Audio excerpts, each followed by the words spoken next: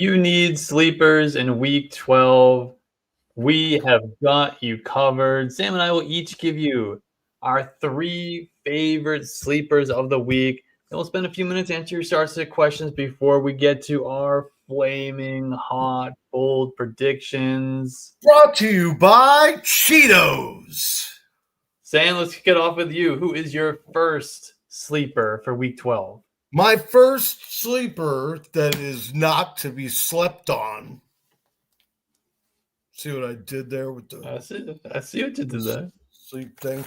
Who am I doing first? I'm not doing Cedric Tillman.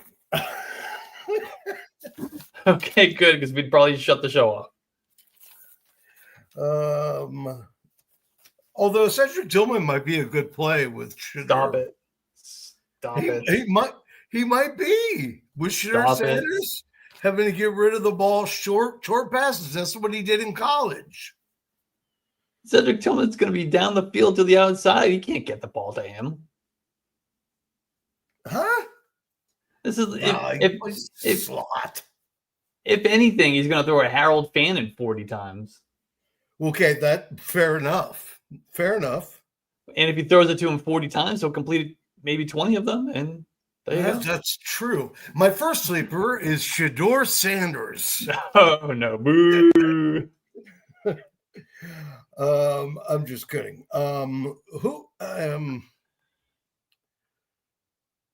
Okay. I'm sorry. I'm trying to get my wits about me here.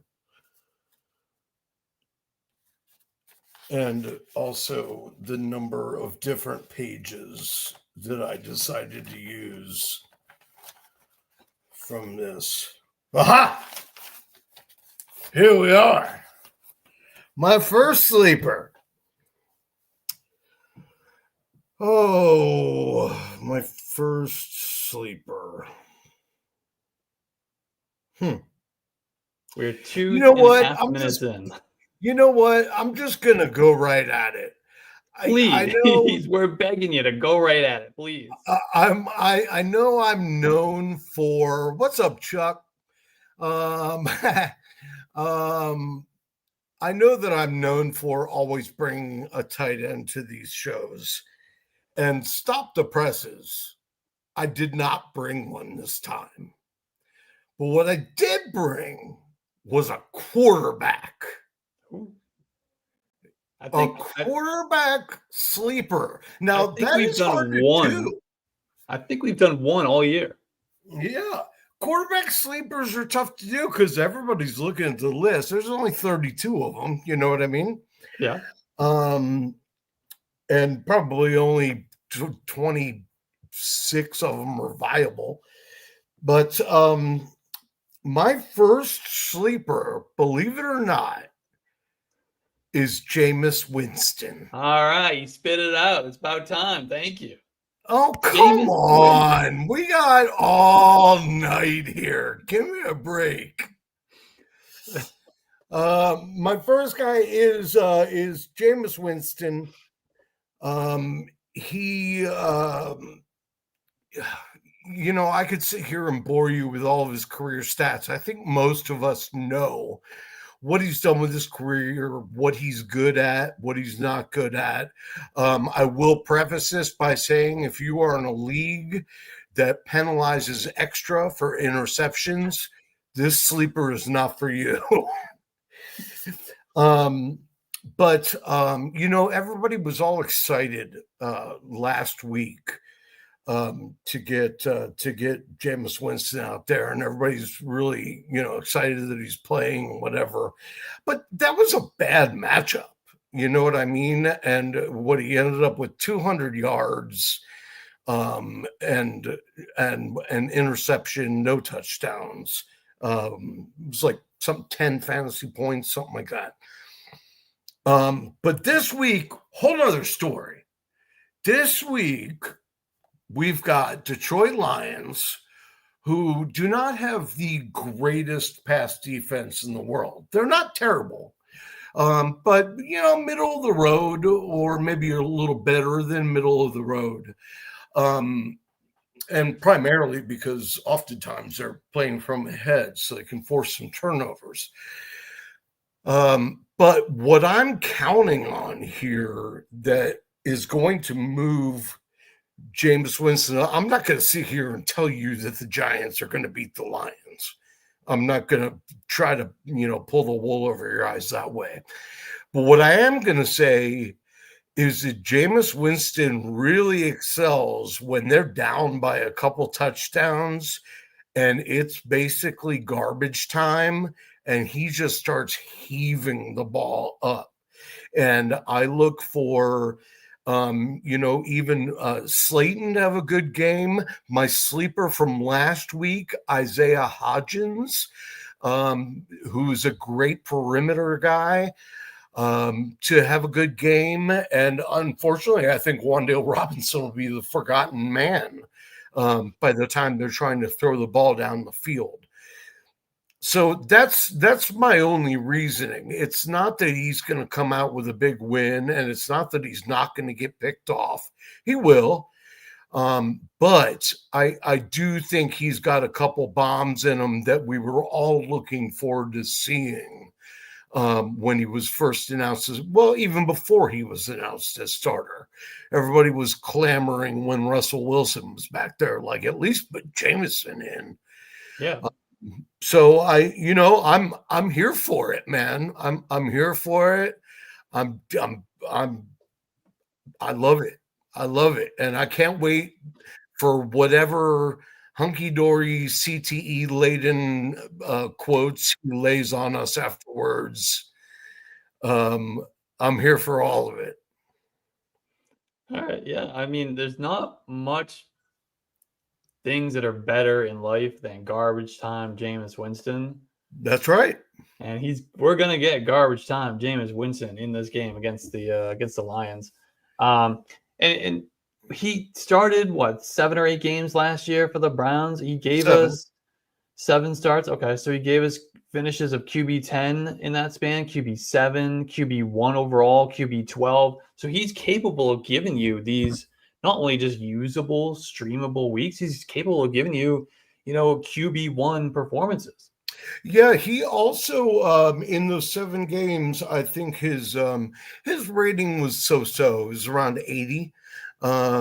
But he also, I think, threw for just about 2,300 yards. So in theory, I mean, he was on pace for 5,000 again. And the last time he hit that was 2019 in New Orleans. So I mean, he was getting chunk yardage, like we know he can. Yeah. All right. That's a good one. He's a fun one. I mean, it's definitely a fun play. If you're looking to have some fun with your lineup this week, Jameis Winston, he brings the fun. If you want to have fun with your lineup, look at him discount me. You watch when Jameis Winston finishes in the top 15. I'm going to make Alex apologize to me next week. Hey, I didn't disagree. I added that he's also fun. Okay, what you guys didn't see was the show we did last night where I said I was going to do Jameis Winston and he laughed hysterically. Do you not remember my bold prediction from last week? Which was? That Jameis Winston and the Giants were going to lead themselves to victory against the Packers last week. It was Jameis Winston focused. I'm not anti-Jameis. We talked about Jameis for like half an hour in last week's show. That's the reason why we went over an hour. That was a terrible bold prediction. It almost happened. What do you mean? Pretty sure they had a lead in the fourth quarter and they blew it. All right, my first sleeper, and I'm gonna get right to it. Oh, you are. His name is Michael Carter. What? The running back of the Cardinals. Michael Carter is the last healthy running back in Arizona. We got Amari DiMercato is out for week 12. Bam Knight still dealing with an injury. He is going to play, but he's battling through something right now. But Knight is going to operate as the primary early downs back. I'll give you that. while Michael Carter is the more, the change of pace guy, and more importantly, he is the passing downs back when Amari DiMercado is unavailable.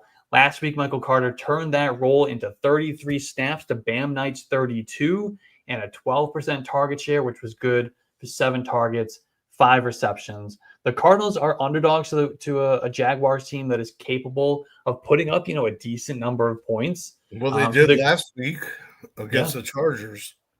Yeah, exactly. So the Cardinals, they're going to be playing from behind. And we saw last week, they are not afraid to let Jacoby Brissett drop back 57 times and come back. When you talk about Jameis Winston garbage time, Jacoby Brissett garbage time is right there with you. And with no Marvin Harrison Jr. again, Jacoby Brissett could be forced to check down to Michael Carter out of the backfield for another 5, 6, 7 targets in this game. And specifically against the passing game, the Jaguars have allowed the 6th most receiving yards per game to running backs and the 7th most receiving touchdowns to the running back position. Carter already has 3 games this season with at least 5 targets, and he's put up a usable fantasy week in all 3 of those. I expect that will be the case once again in this one. What do you think? I like it a lot, especially because Bam's not going to have anywhere to run against the Rams defense that is pretty tough. So they're going to have to bail out a lot to dump down passes, I think. Or if they're smart, they will. So yeah, I like that a lot. And Michael Carter was someone I was considering doing for this show. So I'm with you 100%. Yeah, we had a lot of guys we were both interested in. We had to kind of shuffle the board around a little bit. Divvy them up. We were both like, what? You did what?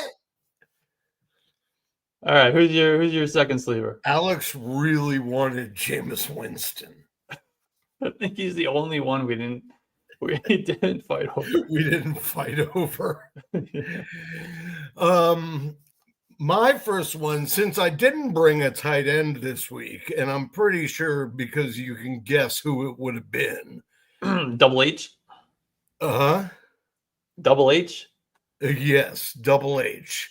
But since I'm not bringing a tight end, I'm going to take his teammate for much of the same reason, and that is Kayshawn. I like big booties, and I cannot lie. Who needs a tight end when you got a booty? That's right, a Kayshawn booty. Let's go. Listen, Kayshawn, the 6th rounder from 2023. LSU. LSU. He's this year his stats are not exactly jumping off the page. He's got 23 catches on 31 targets. So a pretty healthy catch rate. But 431 yards. He's averaging just under 20 yards per reception. Which is pretty impressive, and has 5 touchdowns to go with it. So he's been partying in the end zone a little bit. So when it all is said and done and you average it out, it's about 10.7 fantasy points per game. But he's not exactly a boom and bust candidate. If he busts, it's just going to be like he has an okay game for you. He's not going to go out there and put up a donut, and especially not against the Cincinnati Bengals. He's going to be matched up probably with TJ Turner, who is the Bengals' best cover guy, and actually is one of the better cover guys in the NFL. But if he has a big drawback, it's that sometimes he goes for the ball instead of, just the deflection or whatever. He goes for interceptions. That's the kind of stuff that can burn you. And that's the kind of stuff that someone like Kayshawn Boutte can take advantage of. So I look at least for one big deep shot to Booty in this game, but I look for him to be utilized throughout. I think he'll see more. I think you'll see a lot more action. Maybe not as many targets, but more action than Pop Douglas. And I don't even know if May will have to rely on Henry because he can challenge that Bengals passing defense so well. So yeah, that's my and they're gonna get ahead early, and then they're just gonna sit on the ball because Burrow is not playing. It's Flacco. He's got a bum shoulder.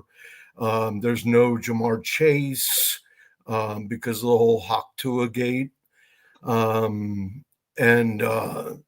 So it's going to be a bloodbath, to be completely honest with you. And I'm saying that while I'm sitting here with a Patriots fan.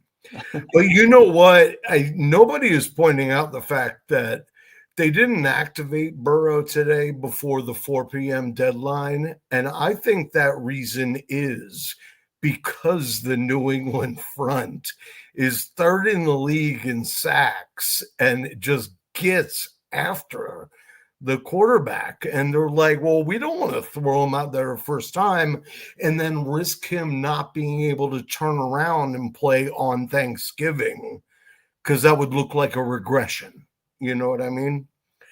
So, but that's my little side diatribe. I apologize. Yeah, Kayshon Boutte, he was a guy who I was going to do for this show, and I traded him to you. But yeah, I mean, he pops up for some spike weeks. He's not a target volume guy, but he gets down the field. He seems to pop up for a long play almost every week, and a lot of those end up in the end zone. And while you were talking, I was looking at his player profiler page, and he is leading wide receivers in several categories. Yeah. Yards per target, he's number one. He's third in yards per reception. Just showing how much he gets the ball down the field. He is number one among wide receivers in fantasy points per target. So even though the target volume isn't very high, he's does well when he gets the football thrown his way. And case in point, he's number one in quarterback rating per target as well. So and he has I can't remember what the numbers are. But I believe he's near the top of the league in ADOT, in average depth of target, and as well as air yards overall. So, I mean, they're going downfield to this guy. Yeah, he's number 3 in target depth. There you go. Yep. All right, another guy who gets the ball thrown down the field to him. Not quite as efficient with it, but I got Adonai Mitchell. We're going back. Adonai Mitchell. No! I was a little nervous. Adonai Mitchell. I was nervous to bring him to the table today because I knew you would hate on me pretty hard. This is my Chris Rodriguez, I feel like, for you. But just 6 weeks ago, I sat here in this chair on this show on the eve of the death of Adonai Mitchell. And I spoke into this mic about how he was going to catch a bunch of balls, score a bunch of fantasy points. And I was right, at least right up until he decided to drop the football 1 yard short of what would have been a 76-yard touchdown. But I'm keeping that W. I am keeping that W. After that, though, he never saw more than 1 target in a game. He was a healthy scratch for a week, and then he was sent to literal hell at the trade deadline. But now, hell has a new quarterback, and Tyrod Taylor is going to resurrect the corpse of Adonai Mitchell in his first active game with the Jets since the trade. Adonai Mitchell had a team high 6 targets in week 11, 23% target share. Now that only turned into 1 catch for 10 yards because Justin Fields throws like a toddler. Yes, he does. But if he continues in that role with Tyrod Taylor at quarterback, Adonai Mitchell, he can put up some real production. Remember, this is a 6'2" wide receiver. He's got 4.34 speed, second round draft capital. He's not one of these guys who's just coming out of nowhere. He's got some talent. And Tyrod Taylor should at least bring some normalcy to the Jets passing game. I'm not saying he's going to light it up, but at least he's capable of completing a forward pass. And I know they've been better lately. But this Ravens defense still has, some issues here and there. They've allowed the 7th most fantasy points per game to wide receivers this season. The Jets are going to be playing from behind at 13.5-point underdogs on the road. So they'll be passing plenty in comeback mode. So with a bunch of good wide receivers on bye this week, Jamar Chase suspended, never mind all the injuries. If you need a sleeper wide receiver off the waiver wire for week 12, Adonai Mitchell is probably available in your league. He is rostered in just 2% of Yahoo leagues. But look for booty first. Of course. Always looking for booty. You always got to look for the booty. Of course. All right. Are you ready for my third and final sleeper? Who we got? Dim the lights, please. Dim the lights. It's time for the takeover. Oh. The Tuten takeover. Yeah. All right. It's your boy, Bhayshul Tuten. He cannot be denied anymore. He showed out last week after hovering around a low 20s snap share for the majority of the season, except for at the very beginning when it was even lower. And then he popped up for, I think, 30% last week. He out-carried his backfield mate, Travis Etienne, by, I believe, 3, if I'm not mistaken. He outsnapped him, I believe, or no, he fell like a couple of snaps short of outsnapping him because he left because of injury.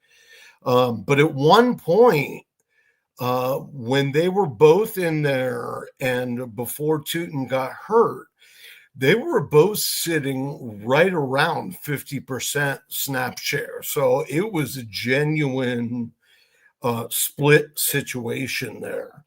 Bhayshul Tuten, for anybody that doesn't remember, he only played 2 years of college, but he ran for 2,200 yards. He ran for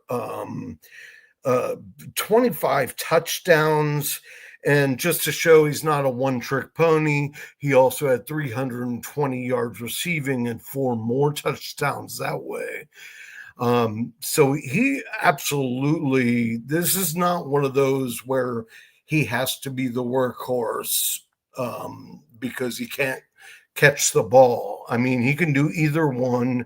And we know that Etienne is banged up too.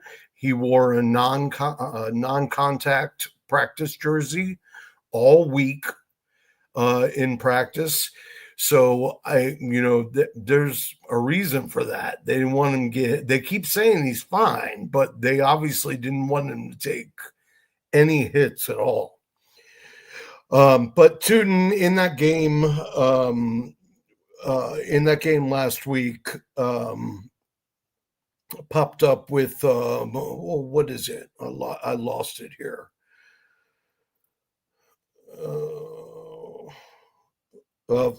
15 carries for 74 yards. That's a 4.9 yard average, and he had a touchdown.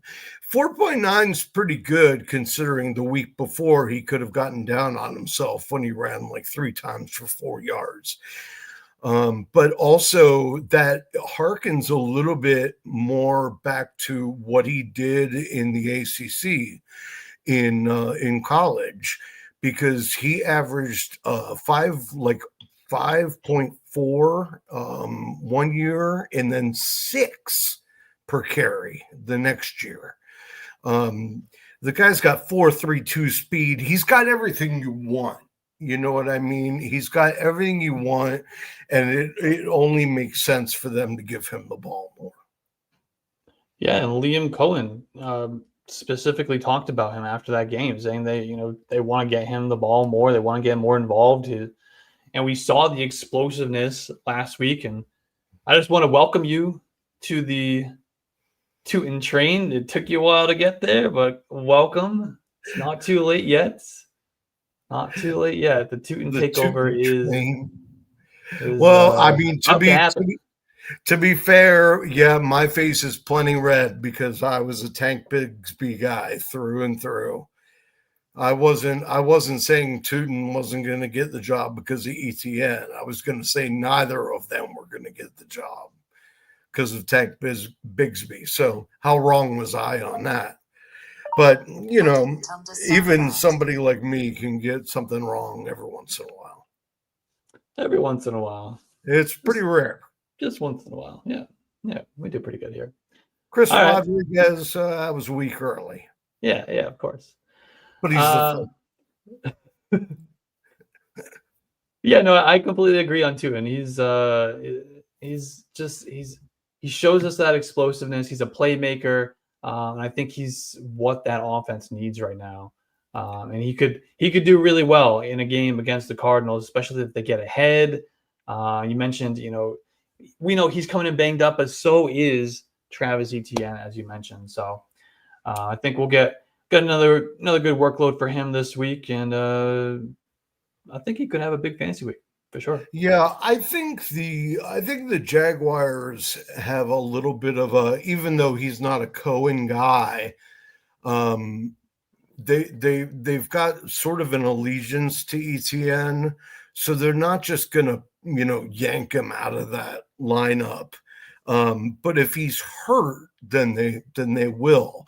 But if he's able to run okay and he feels good before the game, he's going to get a good workload, but I don't think it's going to be less than much of a pretty close to even split for the two of them. Yeah. I mean, Etienne himself, he's been good this year. It's not just that he's the veteran. Yeah. They don't want to. He's much better than he was last year. Much better than he was last year, for sure. But yeah, and Tuten, his explosiveness, he doesn't need 70% of the work in that backfield. He can get it done on a 50-50, 60-40 share. Yeah, absolutely. So, all right, I'm gonna go with another wide receiver and another one. Yeah, you took one of my favorite running backs in fantasy football, Bhayshul Tuten. I'm going to take maybe your favorite player in the whole league at this point, Mr. Jalen Coker. Oh, I do love Jalen Coker. He's got to be pretty high on your list. I'm a big cokehead. Yeah. We've been waiting for Jalen Coker to show us what we saw from him in the second half of last season. And in week 11, he gave us a glimpse of that guy. He caught all 4 of his targets for 52 yards. He was a top 24 wide receiver in fantasy football for the first time since week 15 of last season. He's been second among wide receivers in routes in each of the past 2 weeks for the Panthers. Only Tedero McMillan is running more. And now he gets a matchup against the 49ers, who are finally piecing their offense back together, but are still decimated by injuries on the defensive side. And as a result, they've allowed the second most receptions and third most yards to wide receivers this season. And they're also allowing the 9th most fantasy points per game given up to the wide receiver position, and specifically against slot receivers, where Jalen Coker lines up 64% of the time. The 49ers have allowed the most fantasy points per game out of the slot. The Panthers are 7-point road underdogs in this game, so they are going to have to pass to keep up, which means more opportunities for targets and production for Jalen Coker. He is currently rostered in just, Sam, cover your ears, he's just rostered in 4% of Yahoo leagues. I can't believe it. Well, I can now because he hasn't shown up yet, because his rostership actually has gone down from when he came back from the IR, because he just, kind of was ho-hum, out of the gate. So. All right. But this will be the game. I've been saying it. He's one of my favorites, but I even said this on our show last night. I think as Jalen Coker goes, so go the Carolina Panthers. He was the catalyst of making Bryce Young a better quarterback last year. He was a catalyst when they started winning games towards the end of the season. Why he is not wide receiver 2 on that team, although I know he's running more routes, is beyond me. The fact that he ever comes off the field, I wouldn't. I'd just be like, stay out there. Yeah. All right. So before we get to our bold predictions, we will take a few questions. Bold predictions? Yeah, bold predictions. Are they flaming hot? Flaming hot bold predictions. Sponsored by Cheetos. Before we do that, we usually take some questions. And if we miss any of your questions, we do a start sit show right here on this channel, about 12:15, 12:20 every Sunday. We go all the way up to kickoff, and all we do is answer questions, and we get to all of them. We get to all of your questions. So hit us up there, like, subscribe, make sure you don't miss that. Let's kick it off here with Ray. Ray Gamer is asking, in standard scoring, would you start Justin Jefferson against the Packers or Emeka Egbuka against the Rams? He's probably starting Rice and stuck between these two. Just been frustrating with JJ McCarthy. Oof. I know last week we had a similar question on our Start Sit show, and you said you can't bench Justin Jefferson. Are you benching Justin Jefferson for Emeka Egbuka? Because I am. Oh boy. Yeah, this is a tough one, especially with Godwin playing. That's going to give Egbuka more opportunities further down the field. I know he's already been doing that since Evans went out. But oh gosh, Packers have a tough pass defense. Yeah, I'll do it. I'll do it. I'll go with Egbuka. All right.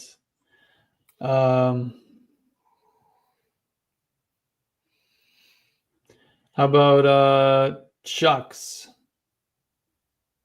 Need a spot fill at quarterback and tight end this week, and in PPR, 5-point passing touchdowns.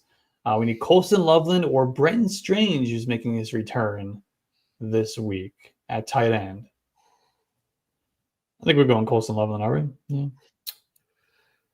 Yeah, Brenton Strange is intriguing with Brian Thomas out, because we know Trevor Lawrence loves the tight end. But he's also got Parker Washington underneath right now. Yeah, I'm going Colston Loveland. He's showing out pretty good at this point. He just needs to find the end zone a little more often. How about a quarterback? Jordan Love, Trevor Lawrence, Joe Flacco, or Bryce Young? Ooh.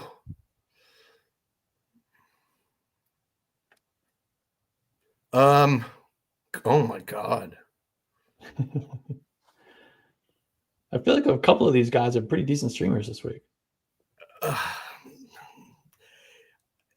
You know what? I can't believe I'm gonna say this, but I think I'm gonna go Bryce Young. Okay. Okay. I go I Bryce Young against San Francisco. I can't see Flacco being any better than a mid QB2. Lawrence lives at mid QB2. And I just don't know what to do with Love. I don't know what to do with any of the Packers. You're gonna pick Love, aren't you? No, I was gonna go Trevor Lawrence. But I can't push back too hard on Bryce because I do like that matchup for him. I do think he's in a good spot, especially if he's playing from behind. I mean, it's part of the reason why I like Jalen Coker because I think Bryce Young is going to do well this week. They're going to need to lean on the passing game a little bit more than they have. Um, I would lean Trevor Lawrence, but Bryce Young is not a bad play. How about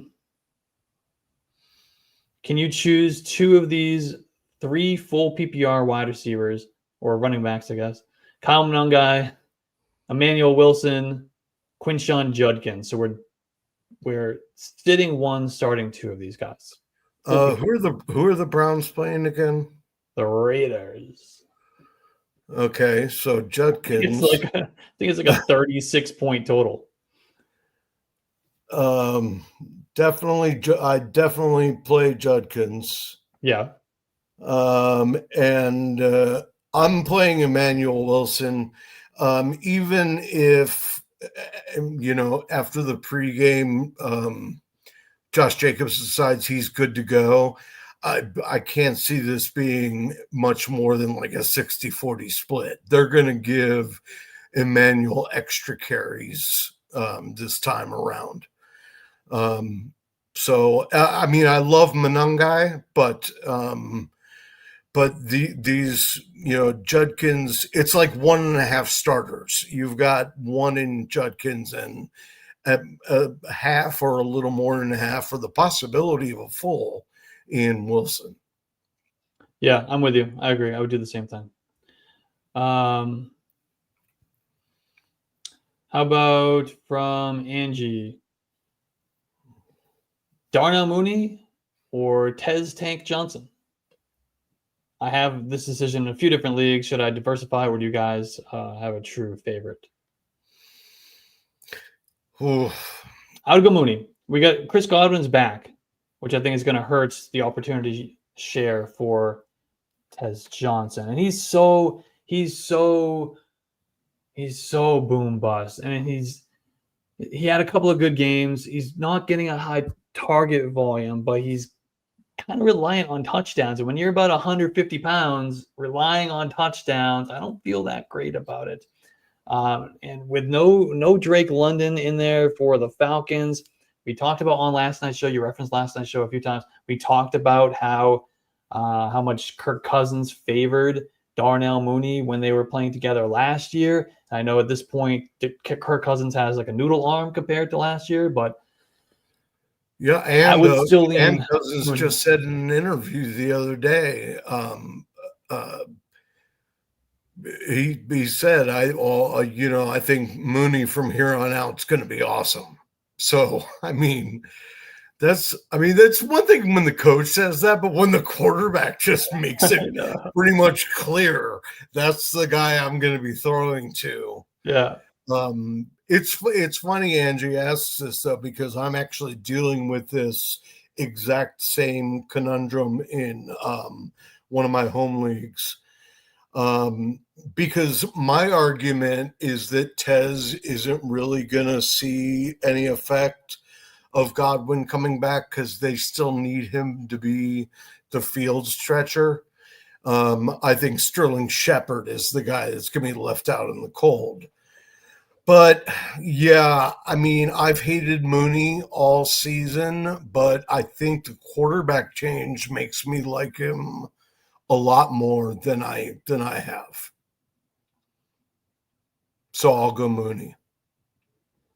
And then how about DK Metcalf or Jameson Williams? I'm trying to remember who everybody's playing against. Steelers got who are the Steelers playing? Steelers got the Bears, and Okay. then Jameson's got the Giants.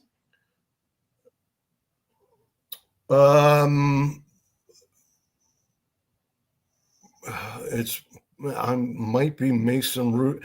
I tell you what, if Aaron Rodgers is starting, I'll play DK Metcalf. Because he'll keep trying to force the ball to him, whereas Mason Rudolph is probably more apt to try to spread it around to different people and not care whose name is on the jersey. So if it's Mason Rudolph starting for the Steelers, I'm playing Jameson. If it's Aaron Rodgers, which it probably will be, I'm playing DK Metcalf. Okay, I'm going Jameson Williams either way. All right, what do we got for your bold prediction? Bold predictions? Flaming Hot? Sponsored by Cheetos? That's right. Well, unofficially. I did not think about a bold prediction. Cannot tell a lie. You said it. How about your bold prediction? I said, uh-oh. Well, do you want to skip yours and I'll just give you mine and we'll just end it there? Or are you going to come up with one on the fly like you normally do? No. No, I'll come up with one. I think I'm going to go full team effort and highlight a player. You remember when I said I'm not going to sit here and tell you that the Giants are going to beat the Lions? That was all a setup for my bold prediction. Yeah, the bold prediction that you thought about so long ago. Which is the Giants at home behind the leadership of Jameis Winston are going to have an unprecedented fourth quarter comeback by more than 14 points and win the game. All right, so you essentially stole my bold prediction from last week. What's that? Yes, that's correct. All right, just making sure. All right. Not on purpose. I think that's fun. Jameis is fun. And it is possible. I mean, we know Jameis, he can get hot and he can carry a team for a week. And the Lions have not been the same Lions. So they have not, and they're playing in New York, and I'm sure it'll be snowing or something. I just made that up. I don't think it's actually going to snow. Yeah, it's definitely not going to snow because they are in Detroit and they're in a dome. Okay. Well, there you have it. They're playing the game I can't believe that the Giants are going to go into Detroit and take one away from the Lions. It just makes your prediction even bolder. Flaming hot. Cheetos would be proud. Cheetos sponsored that bold prediction. It was specifically the flaming hot variety. All right. So I got one here. My bold prediction is... Are you going to have a really dramatic finish to it and cut off the show? Yeah, I'll do that for once. Sure. For once. Okay. I'm sorry. Go ahead. All right. So we didn't talk about a tight end this week, so I want to make sure we got a tight end in here, bold prediction wise, and I got a tight end who, he's recently come into a little bit more opportunity. Some bad circumstances led him to that, unfortunately, but he's taken over, and he actually didn't get on the field that much last week, and it was strange, and I think it was a mistake. And the coach of that team acknowledged that mistake. And he said, quote, after the game, he absolutely needs to play more, and that the team will make sure that happens. That is a quote. All right. And so my bold prediction is that we are going to get a top 12 tight end rest of the season from here on out from your boy, Luke Musgrave.